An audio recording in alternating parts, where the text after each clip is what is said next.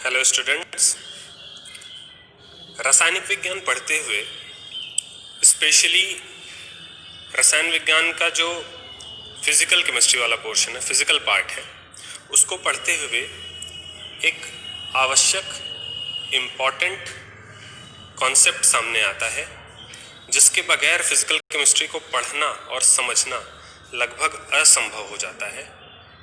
और इस कॉन्सेप्ट को कहते हैं मोल कॉन्सेप्ट, मोल संकल्पना। बहुत ही सरल संकल्पना है, आज हम इसको समझेंगे। जैसे हम किसी भी वस्तु को मापने के लिए, किसी भी वस्तु के भार को मापने के लिए कई विभिन्न प्रकार के मापक का प्रयोग करते हैं। कई विभिन्न प्रकार की इकाइयां बनी हुई हैं जिनसे हम वस्तुओं का भार मापते हैं। हम सब्जी लेने जाते हैं, सब्जी को हम ग्राम में, किलोग्राम में मापते हैं। ऐसे ही कुछ कई फल ऐसे होते हैं जिन्हें हम दर्जन में मापते हैं। तो वो दर्जन एक ऐसा मापक है, जैसा ये स्टैंडर्ड है कि एक दर्जन में 12 वस्तुएं आती हैं। वैसे ही एक मापक, एक इकाई है स्कोर। स्कोर में, एक स्कोर में 20 वस्तुएं आती हैं। जैसे आप जब नागपुर और उधर संतरे खरीदेंगे उन क्षेत्रों में, तो वहाँ पर संतरे किलो में नहीं बल्कि स्कोर में मिलते हैं। जैसे आप अगर दुकानदार से एक स्कोर संतरा कहेंगे तो आपको 20 संतरे देगा। तो ये विभिन्न इकाइयां होती हैं जिनमें हम विभिन्न वस्तुओं के भार को और विभिन्न वस्तुओं की संख्या को मापते हैं। लेकिन जब ये बात रसायन विज्ञान, रासायनिक तत्वों पर आती है, तो ये जो इकाइयां, किलो और ग्राम की ये जो इकाइयां हैं, ये बहुत बड़ी इकाइयां पड़ जाती हैं। क्योंकि ये जो रासायनिक एक्सपेरिमेंट्स होते हैं, ये बहुत ही छोटी मात्रा में रसायनों को लेकर किए जाते हैं। बड़ी मात्रा में रसायनों को लेकर एक्सपेरिमेंट करना बहुत ही घातक सिद्ध हो सकता है और बड़ी मात्रा में एक्सपेरिमेंट नहीं किए जाते हैं। एक्सपेरिमेंट्स केवल छोटी, बहुत ही नाम मात्र का हम रासायनिक तत्वों को लेते हैं और उनकी रासायनिक अभिक्रिया कराकर विभिन्न ऐसे परिणामों पर पहुंचते हैं जिन पर वैज्ञानिक फिर आगे रिसर्च करते हैं। तो रसायनों को जब हम छोटी मात्रा में लेंगे तो हम उनको किलो या ग्राम में तो माप नहीं सकते। तो इस छोटी मात्रा, हमें एक ऐसा मात्रक चाहिए जो कि छोटा मात्रक हो, छोटी मात्राओं के जो रासायनिक भार है, रसायनों का भार है, उसको माप सके। और इसी मात्रक का जब जन्म हुआ, रसायनों को मापने वाले इस मात्रक का जब जन्म हुआ, तो उसको नाम दिया गया मोल। तो मोल क्या है? मोल एक इकाई है, एक मात्रक है जिसमें रासायनिक तत्वों को, रासायनिक यौगिकों को मापा जाता है, रासायनिक यौगिकों के भार को मापा जाता है। आपके सामने स्क्रीन पर ये आपकी नोट्स है, इसे आप अपनी कॉपी में लिख लेंगे। मोल संकल्पना हेडिंग होगी। परमाणु और अणु आकार में अत्यंत छोटे होते हैं, परंतु किसी पदार्थ की बहुत कम मात्रा में भी उनकी संख्या बहुत अधिक होती है। इतनी बड़ी संख्याओं के साथ काम करने के लिए इतने ही परिणाम के एक मात्र की आवश्यकता होती, एक मात्रक की इतने ही परिणाम के एक मात्रक की आवश्यकता होती है। जिस प्रकार हम 12 वस्तुओं के लिए एक दर्जन और 20 वस्तुओं के लिए एक स्कोर का प्रयोग करते हैं, उसी प्रकार अति सूक्ष्म स्तर पर कणों जैसे परमाणु, अणु, कणों, इलेक्ट्रॉनों आदि को गिनने के लिए मोल की धारणा का उपयोग किया जाता है। अब आगे की ये जो 2 लाइनें हैं, यही समझ लीजिए ये मोल संकल्पना का सार है। ये 2 लाइनें आपने समझ ली, मोल संकल्पना हमेशा के लिए आपके दिमाग में बैठ जाएगी। पदार्थ का 1 मोल बराबर उस पदार्थ का परमाणु भार, जो कि ग्राम में होता है। उदाहरण से अगर समझें, मान लीजिए हम कार्बन को लेते हैं, तो हम जानते हैं कि कार्बन का परमाणु भार 12 ग्राम होता है। हमने छोटी कक्षाओं में ये पढ़ लिया है कि कि कार्बन का परमाणु क्रमांक होता है 6 और कार्बन का परमाणु भार होता है 12। और ऊपर हमने ये देखा पहली लाइन में कि पदार्थ का 1 मोल उस पदार्थ के परमाणु भार के बराबर होता है। तो कार्बन का 1 मोल का भार कितना होगा?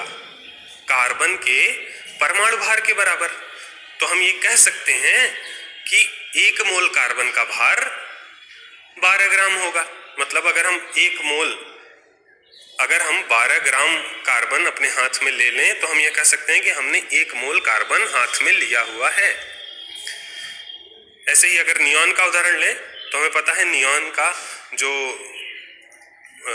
परमाणु क्रमांक है वो 10 होता है और परमाणु भार 21 होता है। तो नियॉन का 1 मोल का भार कितना हो जाएगा? 21 ग्राम। मतलब अगर हम अपने दोनों हाथों में, एक हाथ में 12 ग्राम कार्बन लें और दूसरे हाथ में 21 ग्राम नियॉन लें, तो हमारे दोनों हाथों में एक हाथ में 1 मोल कार्बन है, एक हाथ में 1 मोल नियॉन है। दोनों 1-1 मोल है, लेकिन उनका भार अलग अलग है। ध्यान से समझिए। ऐसे ही अगर नाइट्रोजन का उदाहरण लें तो नाइट्रोजन N है, नाइट्रोजन का परमाणु क्रमांक 7 और उसका परमाणु भार 14। तो हम ये कह सकते हैं कि 1 मोल नाइट्रोजन का भार कितना हो जाएगा? 14 ग्राम। अब नाइट्रोजन गैस की बात करें, अब यहां ध्यान दीजिए। नाइट्रोजन जब बोला जाएगा तो उसका मतलब है N, 1N, और जब नाइट्रोजन गैस बोला जाएगा इसका मतलब N2। ऐसे ही हाइड्रोजन में हाइड्रोजन जब बोला जाएगा तो उसका मतलब है H, और हाइड्रोजन गैस जब बोला जाएगा उसका मतलब है H2। ऐसे ही ऑक्सीजन में, फिलहाल यहाँ नाइट्रोजन का उदाहरण देखें।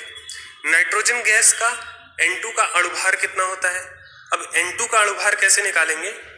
1N का अणुभार होता है 14 और नाइट्रोजन गैस में 2N है, तो नाइट्रोजन गैस का अणुभार कितना हो जाएगा? 14 × 2, 28 ग्राम। तो हम 1 मोल नाइट्रोजन गैस का भार कितना जानेंगे कि 1 मोल नाइट्रोजन गैस का भार होता है 28 ग्राम।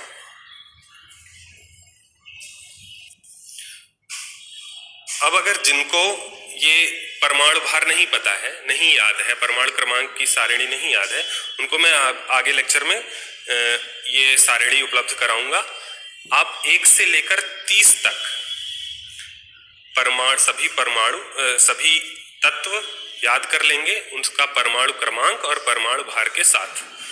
ये हमेशा जान ले कि जब भी फिजिकल केमिस्ट्री का जो सवाल बनते हैं उसमें अगर 1 से लेकर 30 तक के किसी भी तत्व का प्रयोग हो रहा है तो उसका परमाणु भार सवाल नहीं बताता। यह मान के चलता है कि कक्षा 12 के विद्यार्थी को 1 से लेकर 30 तक के सभी तत्वों का परमाणु भार पहले से याद होगा।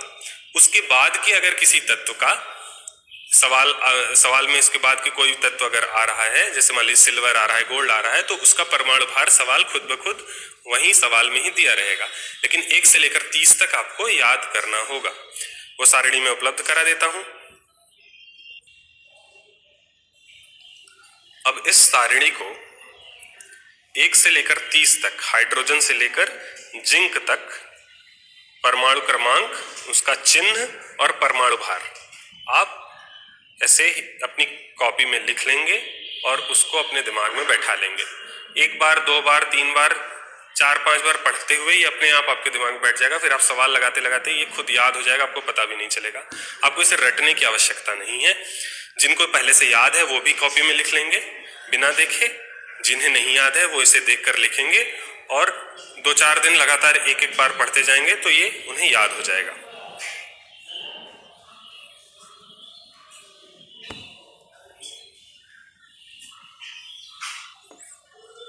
मैं ये PDF सारिणी वाला अलग से भी ग्रुप में भेज दूंगा। अब आइए कुछ रासायनिक यौगिकों के अणुभार निकालने के उदाहरण देख लें। जैसे अगर हम कार्बन की बात कर रहे थे तो हम ये बता सकते थे कि 1 मोल कार्बन में 12 ग्राम कार्बन होती है। लेकिन जब कार्बन डाइऑक्साइड आ जाए तो हमें कार्बन डाइऑक्साइड का तो अणुभार पता नहीं है। उसके carbon dioxide, 1 mole carbon dioxide का भार निकालने के लिए पहले हमें कार्बन डाइऑक्साइड का अणुभार जानना आवश्यक होगा। तो कार्बन डाइऑक्साइड का अणुभार निकलेगा कैसे? कार्बन डाइऑक्साइड हम जानते हैं उसका रासायनिक सूत्र होता है CO2। CO2 में कितने कौन कौन परमाणुओं से मिलकर बना है CO2? एक C परमाणु और 2 ऑक्सीजन के परमाणु। तो C का परमाणु भार होता है 12U और ऑक्सीजन का परमाणु भार होता है 16U। तो CO2 का अणु भार कितना हो जाएगा? 12 गुणे 1, क्योंकि एक कार्बन है इसलिए 12 गुणे 1 और 2 ऑक्सीजन है इसलिए 16 गुणे 2। इसको जोड़ेंगे तो 44U आ जाएगा। अतः CO2 का अणु भार कितना हो जाएगा? 44U। ऐसे ही ऑक्सीजन गैस का अगर अणु भार निकाले, अब आप समझ रहे होंगे कैसे निकलेगा। ऑक्सीजन गैस में देखिए, अब ऑक्सीजन गैस है, अगर ऑक्सीजन होता तो केवल O से ही काम चल जाता, लेकिन अगर ऑक्सीजन गैस है तो ऑक्सीजन गैस हम बचपन से पढ़ते आ रहे हैं, हम ऑक्सीजन गैस लेते हैं, सांस में हम ऑक्सीजन गैस लेते हैं। तो वो कौन सी गैस होती है? O2। तो O का परमाणु भार होता है 16, तो O2 का परमाणु भार अणु भार कितना हो जाएगा? 16 गुणे 2, 32। ऐसे ही ब्यूटेन का निकालें तो हमें ये पता होना चाहिए कि ब्यूटेन का रासायनिक सूत्र क्या है। हम जानते हैं C4H10, C4 4C और 10H परमाणुओं से मिलकर बना है। तो इसका जब हम अणु भार निकालेंगे तो 12 गुणे 4, 4C है इसलिए 12 गुणे 4 और 10 हाइड्रोजन है इसलिए 1 गुणे 10, इसे जोड़ेंगे तो 58U आ जाएगा। अब आगे ये सवाल है आपके लिए, इन निम्नलिखित जो ये रसायन दिए गए हैं उसका भार दिया गया है और इनको मोल में बदलना है। जैसे कि 36 ग्राम जल को आपको बताना है कि 36 ग्राम जल जब हम गिलास में भरेंगे तो गिलास में कितने मोल जल होंगे। ऐसे ही आगे कई सवाल हैं, आइए 1-2 सवाल करके देख लेते हैं।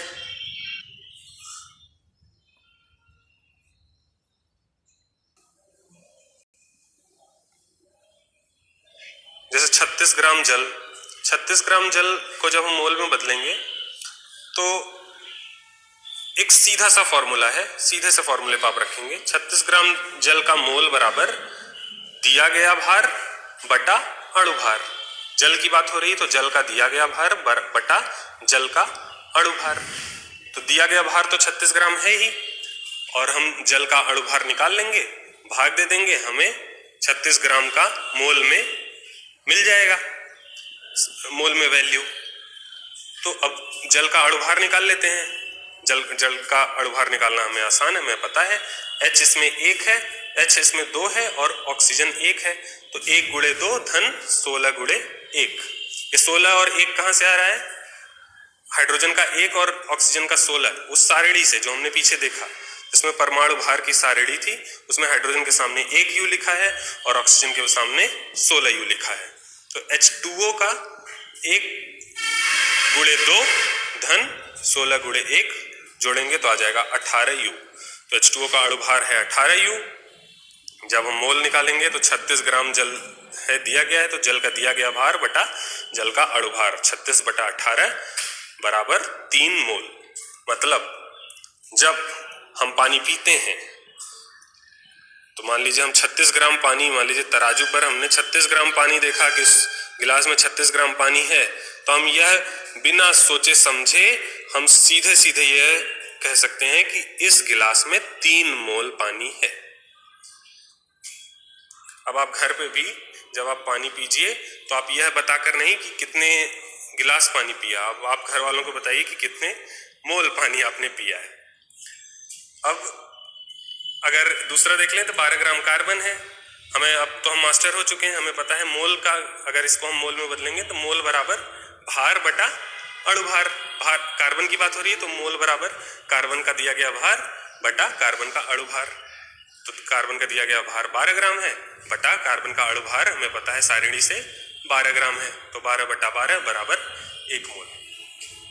ऐसे ही बाकी सवाल भी हम करेंगे। वीडियो पॉज करके ये 15 सवाल आप लिख लें और इसको मोल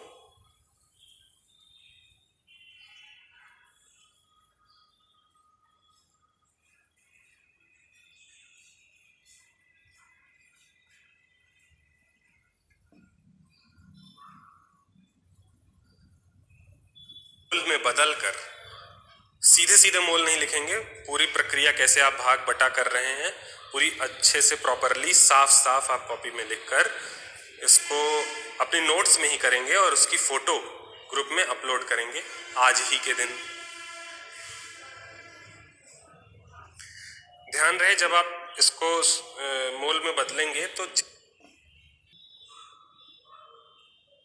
जितने भी रसायन लिखे गए हैं उसका आपको सबसे ज्यादा आवश्यक जो पता होना चाहिए वो है उसका आपको रासायनिक सूत्र।